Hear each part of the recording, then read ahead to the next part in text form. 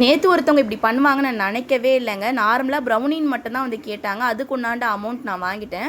கடைசி டைமில் அந்த ஆர்டரையே வந்து மாற்றி கேன்சல் பண்ணுற அளவுக்கு போய் பேமெண்ட்டே வந்து ரீஃபண்ட் வந்து கேட்டுட்டாங்க. எல்லா கஸ்டமரும் அப்படி இருப்பாங்கன்னு சொல்ல முடியாதுங்க. ஒரு சில பேர் மட்டும்தான் அந்த மாதிரி இருப்பாங்க. எல்லா கஸ்டமருமே ஒரு ஃப்ரெண்ட்லியாக என்கிட்ட ஆர்டர் ப்ளேஸ் பண்ணுவாங்க.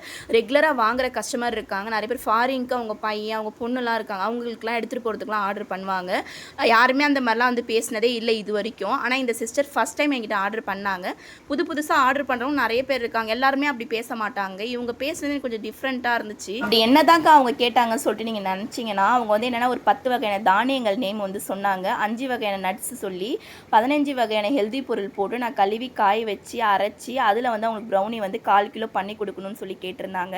அதை வந்து என்கிட்ட முன்னாடி சொல்ல அந்த மாதிரி நம்ம அவைலபிளாக நம்ம வந்து கொடுக்கவே இல்லை யாருக்குமே.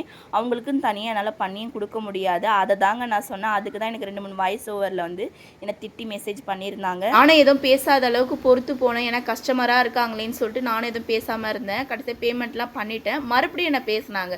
அப்போ தான் எனக்கு கோவம் வந்து நானும் 2-3 வாய்ஸ் மெசேஜில் வந்து திட்டினேன் அவங்கள.